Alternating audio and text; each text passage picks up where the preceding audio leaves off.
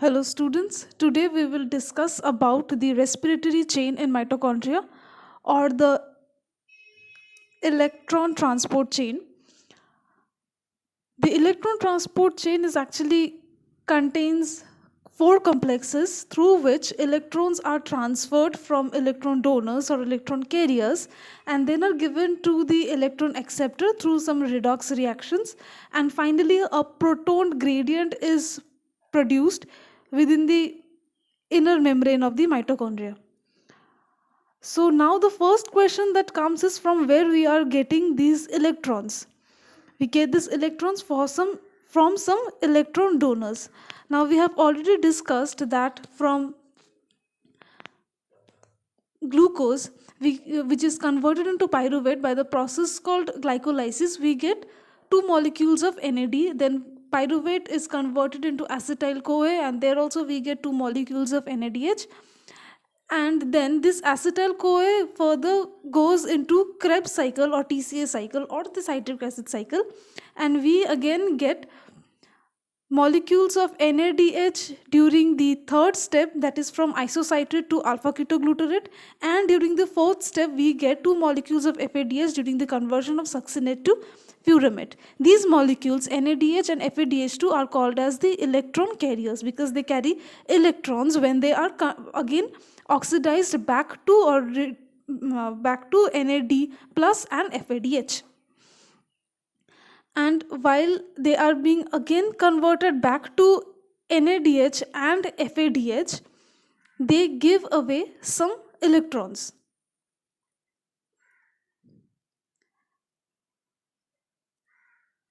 And later on, these electrons will pass through the electron transport chain.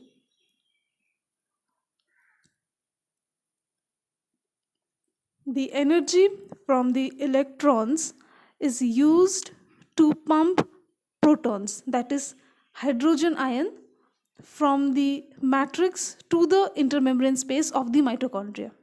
So this is how we get the electrons, that is from the NADH and the FADH2. The NADH that we get from glycolysis through conversion of pyruvate to acetyl CoA and then in citric acid cycle, and then we get electrons from these reactions when they are reduced back to NAD and FADH2. Now we come to the respiratory chain in mitochondria, or it is also called as the electron transport chain. Now, since oxygen that is taken up by the cells are used up here, therefore it is called as the respiratory chain. And there are four complexes associated with this in which the electrons will be passed. Now, this is the outer membrane and this one is the inner membrane of the mitochondria.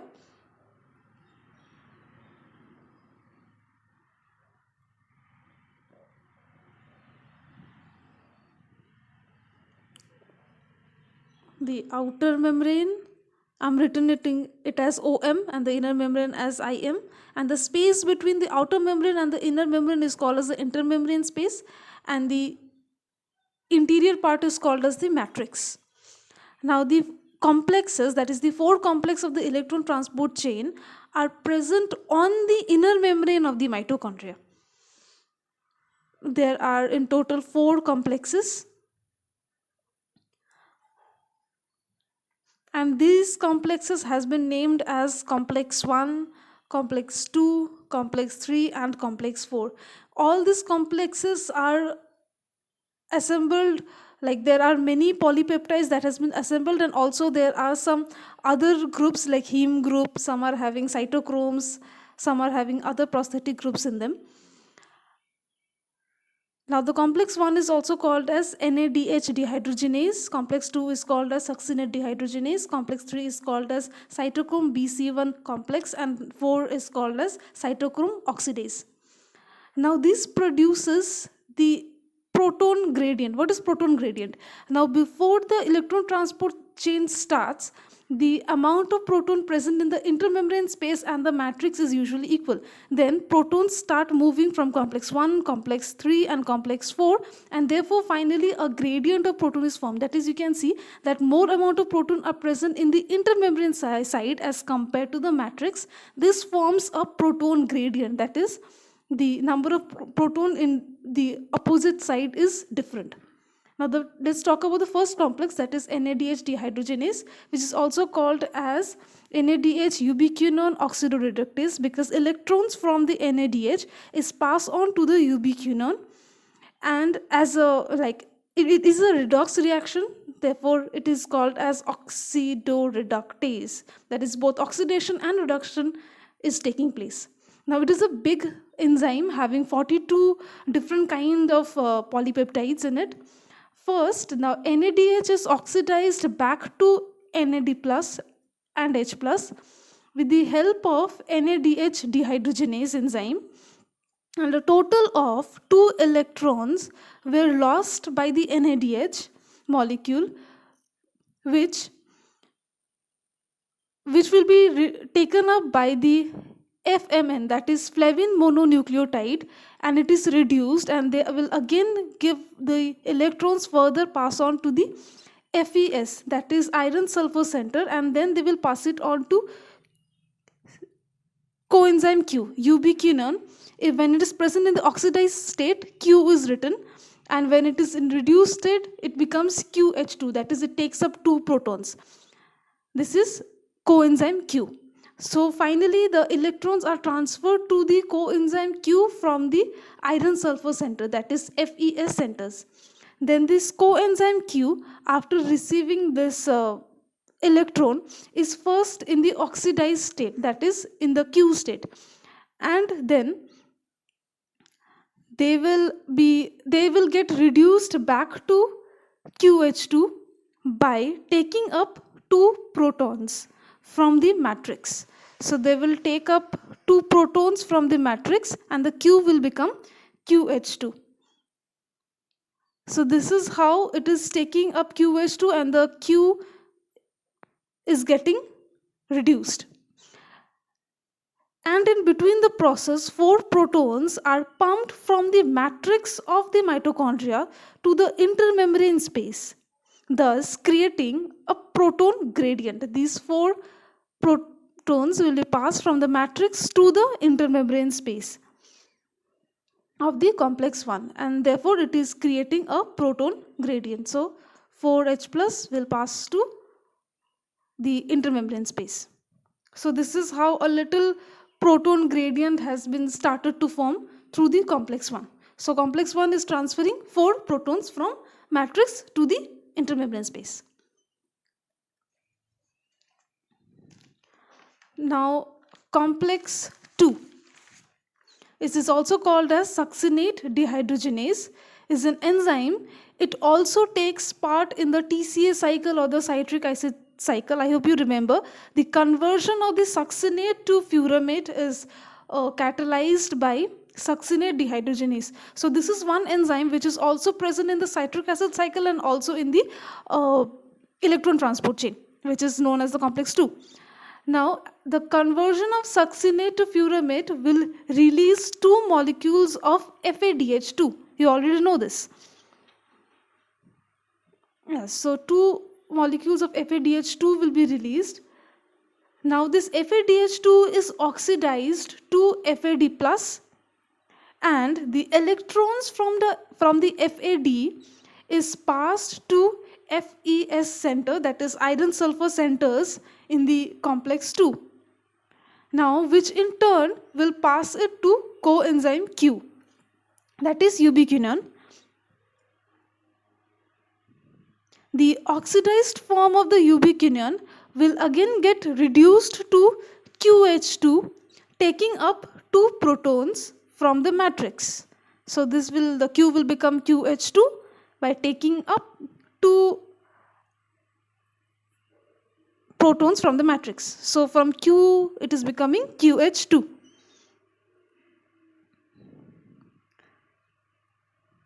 Now finally this QH2 is again oxidized back to Q. This will again be oxidized back to Q. This is called as a Q cycle, where they will release these two protons to the complex 3, which will later on pass it on to the intermembrane space. And the 2 electron will also pass to the complex 3. So here from FED, the electrons is passing from Q to QH2. So for becoming QH2, it is taking up 2 proton from the matrix and then passing back to the complex 3, and also it will pass the electron, and therefore Q will be reduced to, again QH2 will be oxidized back to Q.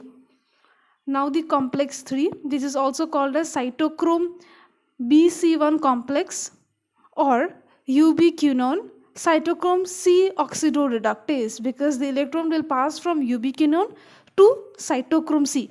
Now cytochrome C is a mobile protein that takes 1 electron at a time and moves back from complex 3 to complex 4, and then again 4 to complex 3, because it takes 1 electron 1 at a time.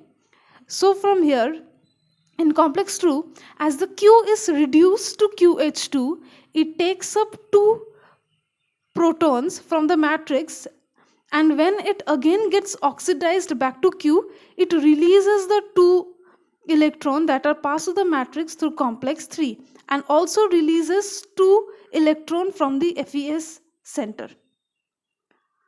Also the complex 1 QH2 is again oxidized back to Q and releasing 2 electrons and 2 hydrogen ion, transporting them to complex 3.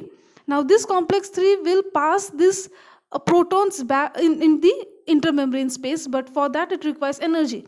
So it will pass the 2 electrons that are coming from complex 3 and complex 2 and complex 1 will pass on to the FES center, that is iron sulfur center, and then it will pass the electron to the cytochrome C.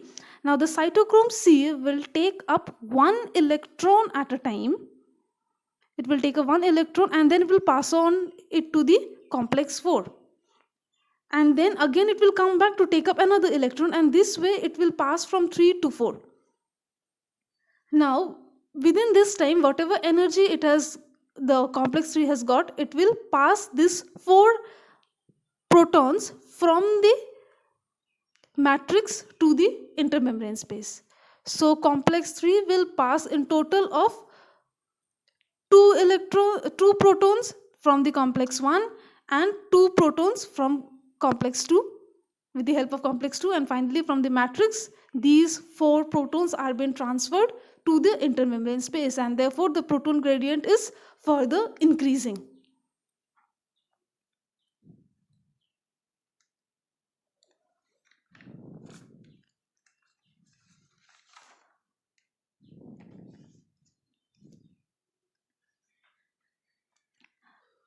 Next comes the complex 4.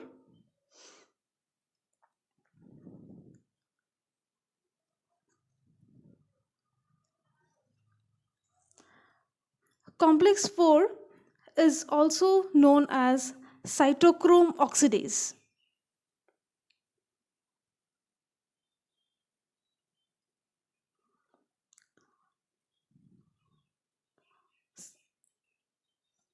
And the electrons that are bought by the cytochrome is passed through many different cytochrome C and cytochrome A3, and it is finally passed on to oxygen from cytochrome A to cytochrome B to cytochrome A3, and then finally the electrons will be passed to half molecule of oxygen.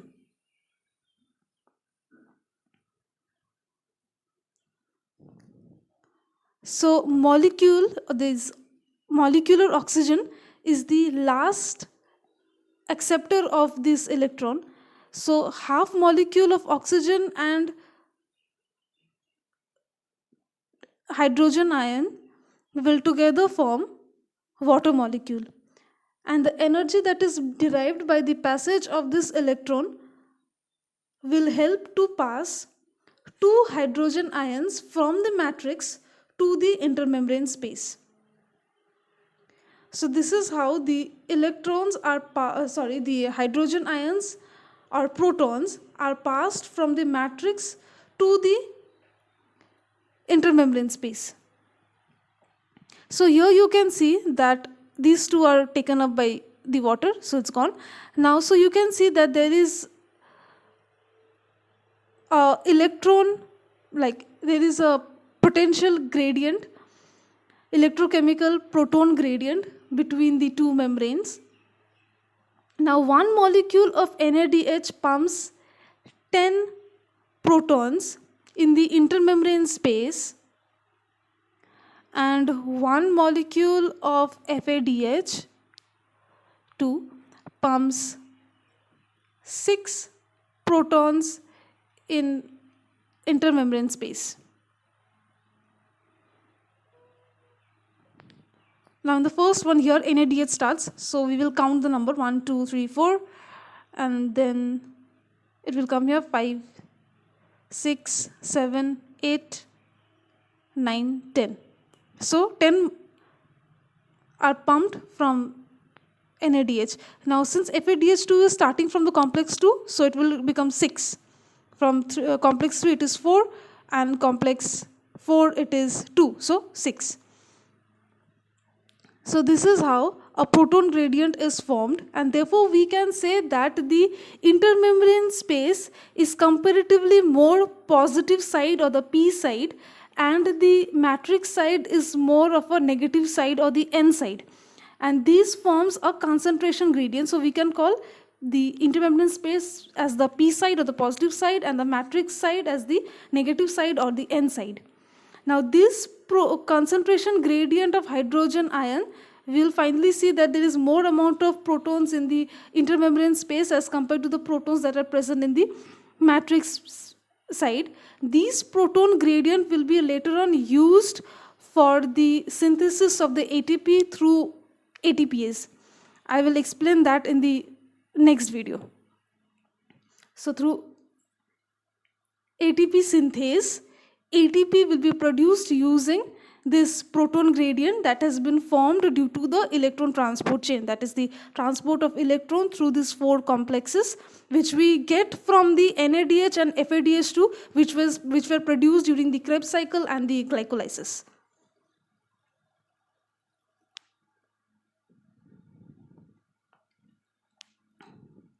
So finally, let us discuss from where the electrons are passing. In the complex 1, from NADH, electrons are passing to ubiquinone. From the NADH, it will pass to the ubiquinone. In complex 2, the electron passes from succinate to ubiquinone. It starts from succinate and finally ends in the ubiquinone. Then from there, in complex 3, from ubiquinone, it will pass on to the cytochrome C. And since cytochrome C can move from complex 3 to complex 4, so in case of complex 4, the electron passes from cytochrome C to molecular oxygen. And this is the complete electron transport chain. If you have any doubt, you can ask me, and it will be better if you go through this video once more for better understanding of the topic.